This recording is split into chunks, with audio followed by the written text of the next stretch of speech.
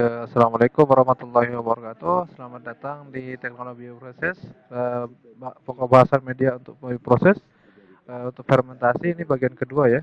Kemarin kita sudah bahas beberapa ya kultivasi. Sekarang kita akan lihat apa yang ada, yaitu kita akan lihat tentang komponen dalam formulasi media. Apa saja komponen yang ada untuk formulasi media itu? Yang pertama ada karbon. Jadi sel itu sel di mikroba itu sebenarnya butuh karbon, kemudian ya nitrogen dan lain sebagainya. Nah, karbon itu merupakan sumber energi utamanya.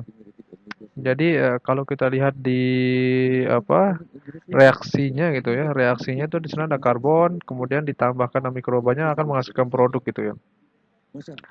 Jadi dan merupakan bahan penyusun kerangka sel ya utama ya. Kemudian di alam itu banyak sekali yang terdapat sumber karbon ini. Jadi eh, salah satunya ya contohnya padi dan sebagainya. Kemudian dasar pemilihan sumber karbon ya, di industri itu, kalau di industri ya terutama di industri karena kita di sini fokus ke industri yaitu ketersediaannya harusnya berlimpah gitu, mudah didapat. Kemudian eh, mudah untuk digunakan metodenya, jadi preparasi atau persiapan dan sebagainya itu mudah gitu, tidak cepat mati dan sebagainya lah ya. Kemudian untuk diasimilasi, selain itu harga dan aspeknya legal ya. Artinya sebenarnya ya sederhana saja.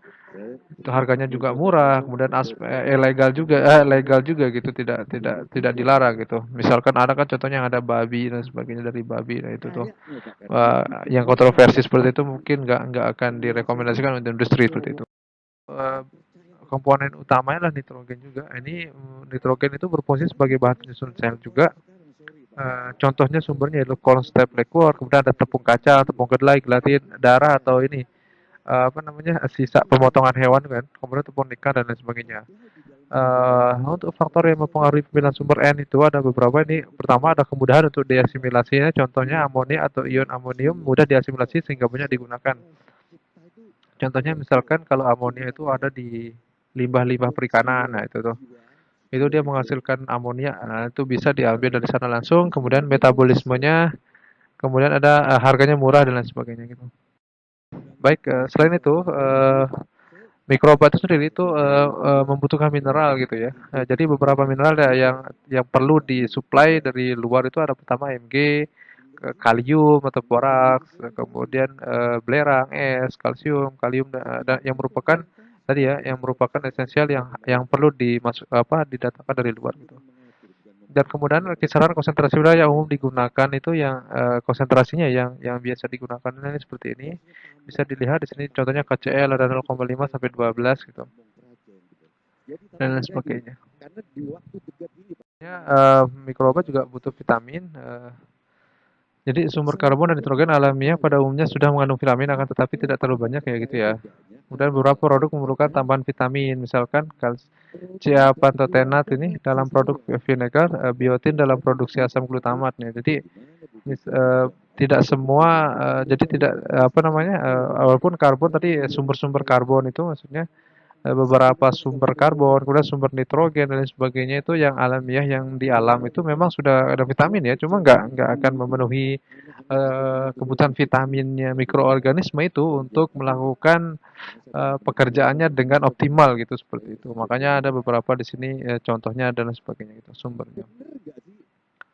Nah, jadi begitu. Nah, vitamin keren juga kan. Jadi eh mikroorganisme juga ya perlakuannya mirip sama manusia lah ya.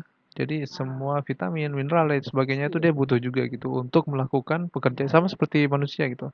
Manusia juga kalau tidak diberi asupan nutrisi yang baik, dia tidak akan melakukan pekerjaannya dengan baik kan. Nah, seperti itulah analoginya gitu. Baik, selain itu ada buffer. Bahan buffer ini yaitu ditambahkan dalam media untuk mempertahankan pH pada kondisi optimum. Jadi kalau pernah lihat larutan buffer itu, nah itu suatu senyawa ya, ada beberapa senyawa yang ketika kita tambahkan dalam dalam suatu zat atau suatu senyawa, itu pH-nya itu pH kalau misalkan ditambahkan asam gitu, dia tidak akan terlalu mempengaruhi pH-nya gitu. Asam atau basa, dia tetap akan mempertahankan di rank pH awal gitu ketika dia ditambahkan. Nah, contohnya lah CaCO3 yang ini untuk apa? Jadi supaya pH-nya tertahan di pH 7 gitu. Misalkan dia ditambahkan HCl gitu yang asam kuat, nah itu tidak akan terlalu ini kecuali dia banyak sekali gitu. Tapi kalau misalkan sedikit, itu tidak akan terlalu mempengaruhi. Beda dengan kalau tidak ada larutan buffer seperti CaCO3 ini, pH-nya akan tetap cepat turun gitu. Bahkan kadang-kadang kondisi ketika misalkan suhu turun itu nanti ada pengaruh dengan pH. Nah, kalau ada CaCO3 ini atau larutan buffer yang lain selain CaCO3 itu dia akan bisa mempertahankan pH-nya gitu. Selain kemudian kondisi pH setimbang dapat juga dipengaruhi oleh penggunaan sumber karbon dan nitrogen. Tentu ya. Amonia itu NH3 kan kita tahu ya, amonia itu adalah asam lemah ya. Nah, itu walaupun dia lemah, itu kalau dia dimasukkan ke suatu senyawa dia akan mempengaruhi pH-nya. Tapi kalau ada CO2 itu tadi bisa lah mempertahankan seperti itu. Gitu ya. Nah, ini yang selanjutnya di sini ada prekursor. Prekursor ini sebenarnya bahan baku ya, bahan yang dibutuhkan dalam media itu untuk meningkatkan produksi sebenarnya. Untuk memperbaiki produksi itu, contohnya di sini ada corn staph liquor yang mengandung phenylethylamine yang berguna sebagai penyusun ini ya, molekul penisilin yang menghasilkan benzil penisilin atau penicillin G gitu. Jadi dengan ada prekursor ini pembentukan penisilin benzil penisilin ini bisa bisa menyebabkan produksi meningkat 3 kali lipat gitu. Ini bagus sekali gitu. Jadi contohnya ada beberapa prekursor penisilin G tadi ya. Jadi kemudian di sini ada chloride juga.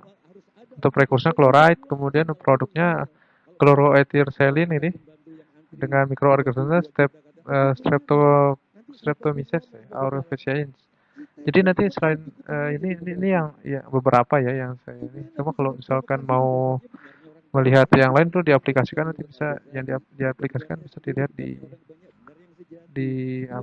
lain tempat ya, bisa di searching gitu. Oke, terima kasih.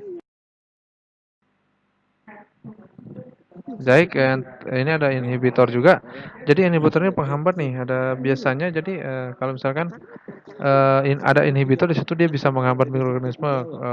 Kalau kemarin ada yang pernah ikut seminar itu ya, seminar itu, nah itu bisa ada inhibitor di situ untuk misalkan contohnya ketika misalkan kita akan melakukan proses apa ya, proses hidrolisis gitu ya atau pre-treatment sebelum dilakukannya fermentasi gitu. Misalkan kan kita di situ nanti misalkan kita akan melakukan pemecahan apa namanya? Pemecahan pati dan lain sebagainya itu sudah ada inhibitor gitu. Ada senyawa inhibitor di sana gitu. Contohnya misalkan ada senyawa kimia ya, saya kurang juga beberapa inhibitor gitu.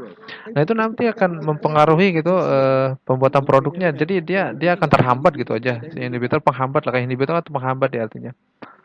Kemudian ini untuk membentuk produk spesifik atau mengkondensasi senyawa antara. Jadi dia nanti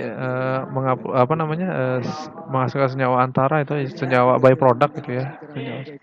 Kemudian inhibitor juga mempengaruhi struktur dinding sel dan digunakan untuk meningkatkan permeabilitas dinding sel dalam pengeluaran produk. Ini contohnya penggunaan penisilin dan surfaktan pada produksi asam glutamat. Jadi inhibitor juga mempengaruhi struktur dinding ya, dinding sel. Pokoknya ini harus jadi kalau di industri itu atau di aplikasinya itu inhibitor ini sebenarnya harus diantisipasi, harus dihilangkan lah ya gitu ya. Makanya untuk saat ini gitu mikroba gitu untuk yang menggunakan senyawa-senyawa inhibitor itu biasa digunakan ditambahkan suatu senyawa yang bisa menekan inhibitor ini sendiri gitu, seperti itu. Tapi kadang-kadang untuk dihilangkan itu agak susah karena memang senyawa-senyawa itu dibutuhkan gitu. Ini contoh-contohnya nih inhibitor. Contohnya di sini ada produknya gliserol, inhibitornya sodium bisulfit itu. Nah, efek yang dihasilkan adalah produksi acetaldehid terhambat gitu. Kemudian mikroorganisme yang bekerja di situ adalah Saccharomyces ya.